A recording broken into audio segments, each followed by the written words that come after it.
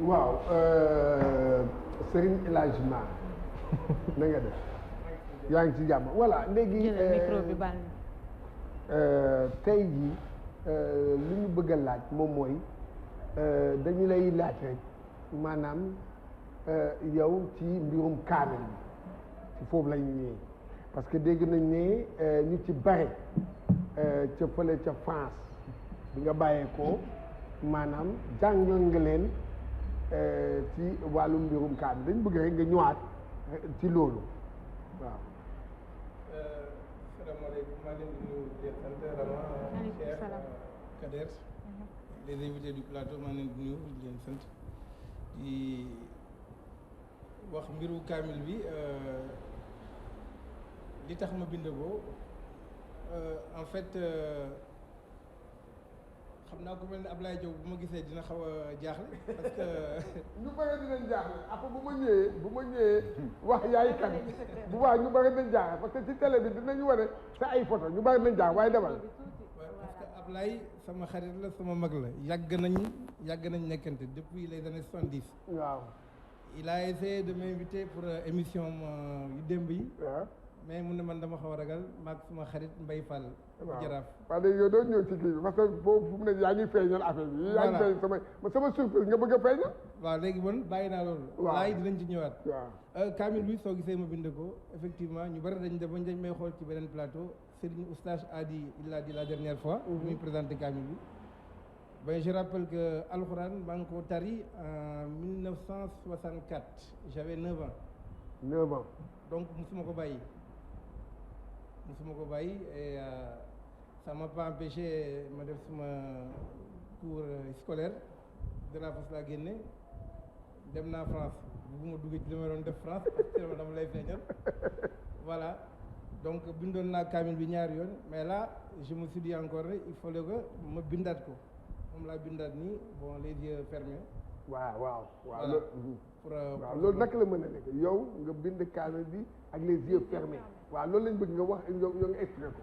en fait les yeux fermés c'est-à-dire que bu ma koy bind kaamil bi bu ñuy bind kaamil bu ñuy waxee ne nit dafay bind kaamil daf koy bind quand même sans essayer ko xool ce que j'ai fait ëpp na at maa ngi ci nekk balaa ma bind kaamil balaa ma bind benn hizib ba ma lever à 3 heures du matin 2 heures du matin mémoriser hizib bi bu baax encore bien que mémoriser woon naa ko ma mémoriser ko bu baax après bindaat ko avec beaucoup d'attention et beaucoup de soin.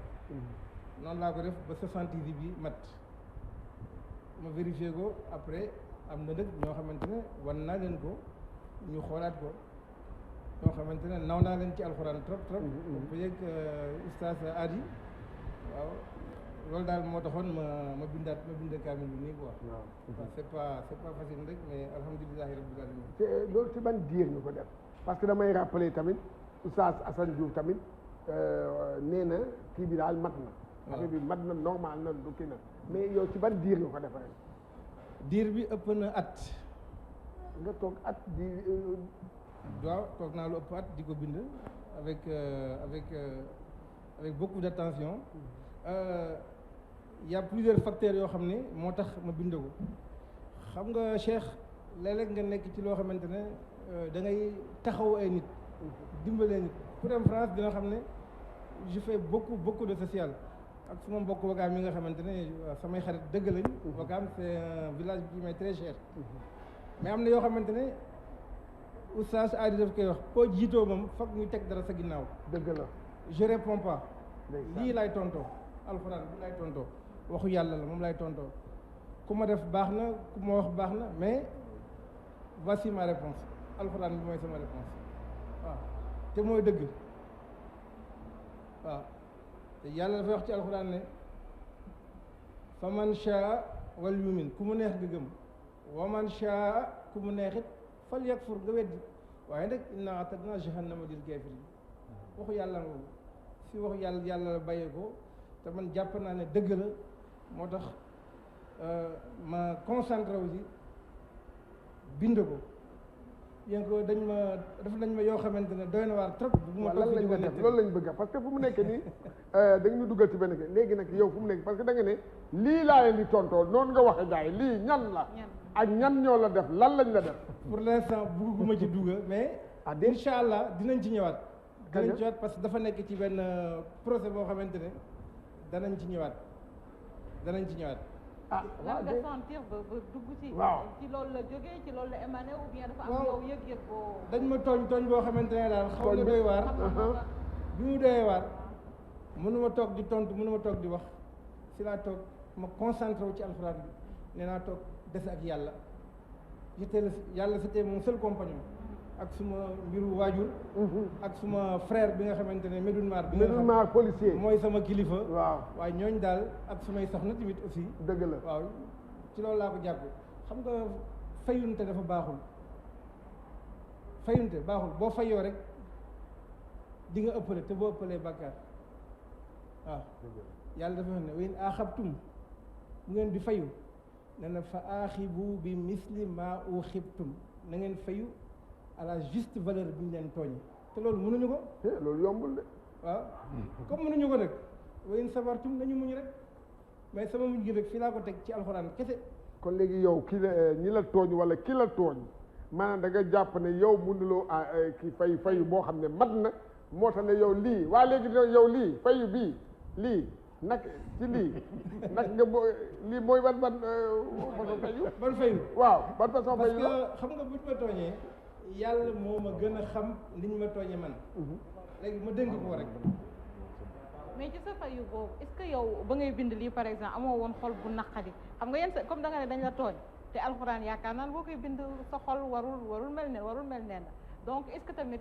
du woon ci àll nga ñëwee rek jóg daal ne naa dugg ci lii comme ça mu giifal ma wala du genre non du woon ci àll du woon ci àll parce que yonent bi sallallahu alayhi wa sallam day wax ci benn hadis mu ne ku dul mer bokkuloo ci man ça veut dire que ne ay nit neen lañ dañuy mer waaye nag foog ñuy baale waaw foog ñuy baale donc comme li nga wax bu ñu la tooñee forcément sa xol dina métti mais aw mu jot naan damay toog di fayante sa micro jubanti ko man élagement man bëggoon naa vraiment xam nag parce que dafa mel ni comme que yaa dem ba jël lii di tontu waaw di koy tontu ngay tontu nii am na lu ñu def loolu ñu la def loolu doo ñu ko baax doo ñu wax lan la loolu dafa am benn yoon bu mu nekk mu ngi sotti mais bu sottee incha allah je te promets que dinaa ñëwaat toog fii ñu waxtaan dañaa jël sa alal dañoo jël sa alal dañ ma tooñ yu metti rek yéen a bokk tooñ wala lu demee dañ jël sa alal xam nga da ngay dimbali nit boo dimbalee nit mu wor la wor yu metti wor bu metti la daal waaw wor bu metti boo xamante ne yàlla suñu borom bi Dieu may témoin que ne lu baax rek laay defal nit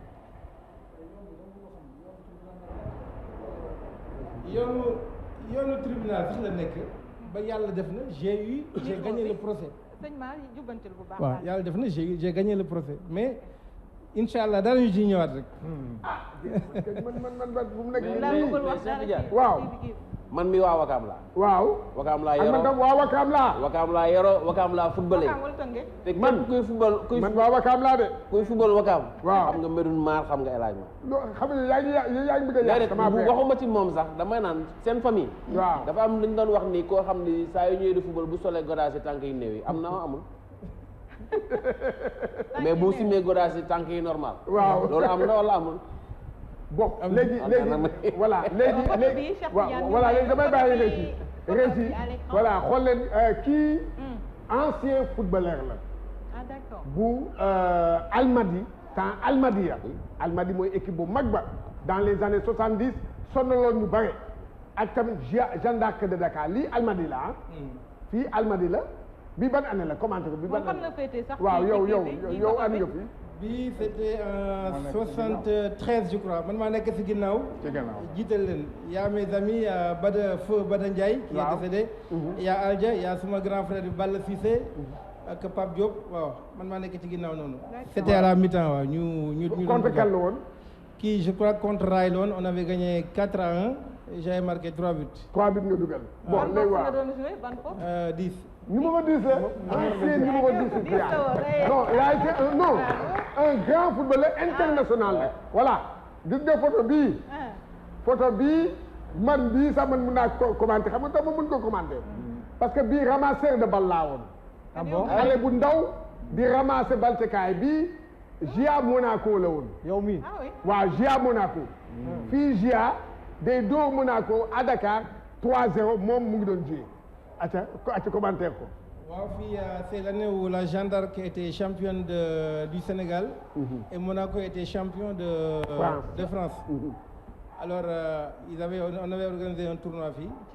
Fii 4 clubs entre Jeanne d'Arc, Police ak Jaraaf waaw ak ñun. Alors Monaco gagné finale ñun aussi ñu gagné. Alors on avait joué la finale. Vous voyez comme le stade était plein, archi plein même.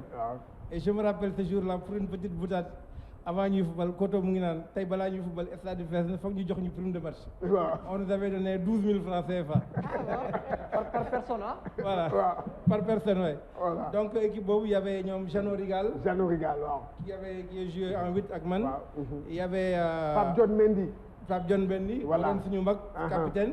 Voilà. Il y avait Alioune Sarr ainsi de suite. Bon léegi ci photo bi lu tamit parce que lii histoire la tamit. gis ngeen photo bi gis ngeen tubaab bële taxaw ak karaw yu bari dem si yàlla Bruno Metsu la. ah bon waaw. dem si yàlla Bruno Metsu mu ngi noonu bare karaw kii El Hadj Mar la El Hadj Mar. moo taxaw moo tëb mais kii kooku Bruno Metsu la. wax commentel match bi. Cheikh, la photo là, on est en train de voler la photo à Laye Diaw. Parce que la photo à Laye Diaw. waaw d'accord. Pour préparer son émission. waaw doyen dinañu baal. Alors match bi c'était le match à Valenciennes. Et ce match là bon comme en général les entraîneurs dañuy wax le milieu de terrain. Vous voyez le numéro 10 là-bas bu mu laal bal. Alors c'était Bruno Metsu qui était chargé de faire un marquage individuel à la culotte sur man. Bon, Bruno Metsu. Waaw pendant 90 minutes. Et j'ai eu l'occasion sur occasion bi de yenne ko comme ni ñu koy waxee yenne ko ballon bi. waaye daf la tëj na la ba 90 minutes. tëj na ma 90 après nga minutes rëcc ko. waaw. Et ça c'était une photo qui était sur le France Football. Et le journaliste bu France Football qui s'appelait Pierre. moom ma ko may di ma tooñ mu ne ma photo bi moo gën a rafet bu bële. bi ñaata ngeen gagné woon. On avait gagné 1-0. C'était l'unique but de la partie. D'accord. kon nag xam nga lii c'était pour tout simplement. waaw lii histoire la. lii moom vraiment. waaw histoire la. bon gis ngeen fii nag équipe nationale mooy ci. universitaire. bii boobu temps Feu Laye Sow moo doon entraîneur. Tout à fait. Voilà bii tam ko bii c'était en Uruguay. C'était en Uruguay. Bon bi ñuy dem foofu aussi on est parti dans des conditions un petit peu difficiles. Parce qu'on est parti au mois de juillet. Il faisait 30-40 degrés fii. Bi ñu àggee fële à Dakar en Uruguay en Amérique du Sud il faisait -7 -10. Mais on a réussi quand même à aller jusqu'en quart de finale et on a été éliminé par tir au but. Kan moo leen éliminé? Par quelle équipe? La Corée. La Corée. La Corée. Corée du Nord wala Sud? Corée du Nord ñoom ñoo mujj jël coupe bi sax. Ah Corée du Nord. Voilà Sing-sang yooyu. Voilà. Donc si équipe bi y avait Koto. Joseph Koto. Il y avait Lamine Ndiaye. waaw Lamine Ndiaye. Il y avait Alioune Sarr, il y avait Diagne qui était le gardien de la Jeanne d'Arc. Ouais, on avait une très belle équipe. waaw. équipe bu dëgër la woon daal c'est pas comme nos équipes actuelles. Voilà donc loolu laa doon laaxe léegi tey jii yow da nga ne à l'âge de 9 ans. nga kii alxuraan kon nag yow naka nga doon xam nga temps yooyu sa papa bàyyi la ngay dem di football comment yow noo def. Bon. parce que seen famille yëpp Médoune Mar ma koy nuyu au passage. dégg nga inspecteur de police la. joué AS Police. Tout à fait. dégg nga ñoom ñoo gagné la Coupe du Sénégal. Ouais. de 1978 ñoom ñoo ko gagné voilà. Et puis bon moom aussi il a fait beaucoup plus de sélections que ñun ah. waaw kay waaw yéen waaw moom il était là. moom il était là donc il a fait beaucoup plus de sélections. Donc nu ma ko dundee c'est à 9 ans ci laa dama teel na wàcc alxuraan. À l'époque c'est pas comme maintenant xam nga léegi ñu wàcc alxuraan bari nañ. bu jëkkoon dañ naan am na xale bu wàcc alxuraan fële ah nañ dem seeti ji ko. Bon bi may wàcc alxuraan Wakaam Ngor ñu bari ñëw nañ seetaan sama may tari mais maa ngi doon jàng ji école ma pare j'ai ma dem de la Fosse falaa dem ba sama terminal entre temps rek bu ñu ñëwee football ak Jeanne d'Arc nii alors ci la Lucien Leduc l'entraîneur de Monaco moo ma gën a poussé na ma il faut pas que tu restes là il faut y aller donc ma dem j'ai pas eu de contrat, j'ai rien dama dagg sama billet rek jóg dem quoi. Je suis parti et puis bon yàlla def alhamdulilah quoi. ma ne woon nga fa carrière. def naa fa carrière j'ai joué pendant 7-8 ans en deuxième division là-bas. Okay. Parce que à l'époque aussi bon deuxième division première division c'était presque pareil. C'était presque pareil. bi may signé en deuxième division il y avait Nantes ou Monaco wala Angers ku ma bëggoon signé loo mais salaire bi ñu ma doon jox je gagnais plus en deuxième division qu'en première division. Parce qu'en deuxième division c'était professionnel mais semi-professionnel. Le club te donnait un salaire et le sponsor te donnait un salaire. Donc après tu gagnais beaucoup plus. Voilà, j'ai gagné un peu plus. Bon, alhamdulillah quoi. léegi foofu tamit naka nga allié maanaam kii bi religion bi ak sport bi. Bon, il faut parce que dégg naa ne ñu bare joueur Sénégal yu bare yu demoon foofu. yaa leen jàngal alxuraan. Tout à fait parce que je pense que c'est un problème une question de base parce que dañ ñu ci yar aussi man alxuraan musuma ko bàyyi si je vous dis que ne jàng naa ba dérafas ba sama bac mais li ma lire livre yu bari li ma lire alxuraan moo ko ëpp parce que su ma toogee tey si benn weeru koor ma ciy wàcc 14 kaamil c'est parce que farataalu ma trop yeneen livre yenn yi même dama koy rusa wax sax football léegi xamatuma ci lu bari football donc en 92 j'ai créé une association aussi à Paris boo xamante ne dañuy jàng alxuraan et on l'a fait bénévolement di dimbali ñi nga xamante ne parce que alxuraan diina dafa xaw a tumuranke di leen dimbali bu fekkente ne am na ku gaañu c'est moi qui m'en occupe bu fekkee am na joueur bu feebar au passage maa ngi nuyu ñoom Seydou Ba ñoom ñoom Assane Mboup ñoom ñëpp ku ci tawat man on prend l'initiative jóg dem seeti ji leen donc on a créé une association tamit boo xamante ne alxuraan kese la kooku moom c'est moi qui l'ai créé en 92 ñuy wàcc alxuraan di toppatoo nit ñi ku soxla kaamil ku am dëj ku war a ngénte ñu jóg toppatoo ko et au passage aussi au moment où je vous parle là xam naa ne ñu mel ni ñoom Oumar Gueye Sène ñoom Lamine Ngom waaw gars yi ñu bari yaa leen jàngal alxuraan damay wàcc kaamil léegi dañuy jël jukki parce que damay leen c'est fini ay courses ak yooyu na ñëpp jàng dañuy jël jukki waaw ku nekk jël jukki jàng tari bon ñoom ñëpp anciens joueurs yooyu ñoom ñëpp et puis franchement ku ci laa taxaw lu ci am ñëppay taxaw assister on est très solidaires les anciens internationaux en fait association la boo xamante ne léegi tuddewuñ ko sax les Sénégalais mais dañ ko tuddee pour toute l'Afrique. El Hadj Mar léegi par rapport ak maanaam lii nga xam ne def nga ko léegi maanaam yan kii nga am yan taxawaay nga am pour à ce que lii nga def nii maanaam say kii surtout sportif yi parce que nee na gars yi sportif yi moom dégg nga muy ci côté yëpp bon ñoom daal xam daal faratal ñu ko yenn yi li ma ci bëgg wax rek aussi mooy la jeunesse ak ñi nga xamante ne ñu ngi dem dans la diaspora uti ji alal uti ji xam-xam uti ji seen teranga ñu xam ne que ça soit le musulman ou le chrétien ñu xam seen valeurs yi ñu am fii mais bu ñu demee ñu bañ a sàggane seen bopp uti ji dañu fa li nga xamante ne moo leen fa tax a jóg toppatoo seen diine que ça soit le musulman ou le chrétien j'ai coutume de dire souvent ñun bu ñuy ñaan rek ne yàlla na yàlla defal nii ak mboolem jullit déedéet mboolem jullit ak ku dul jullit ñëpp doomu Sénégal yëpp ku jóg na nga xam lan moo la yëkkati boo demee nga mën a xalaat le retour parce que le retour doit être irrévocable si li ñu wax ci alxuraan donc nga génn gàddaay pour uti ji alal pour uti ji xam-xam wala pour nga sàmm sa diine mais il faut penser au retour et que dem foofu nekk France mënul tax nga xaw a fàtte sa diine nga fàtte fan nga jógee tout à l'heure maa ngi wax Rama léegi j'ai fait 40 ans en France ça fait 10 ans maa ngi dem ak ñëw pourtant jàng naa mënoon naa dugg ci feneen mais maa ngi investir ci tool yi j'ai plus de 17 hectares damay bay damay jaay soble damay jaay lépp waaw damay jaay pomme de terre damay jaay lépp ah oui il a raison. waaye sportif bi waaye.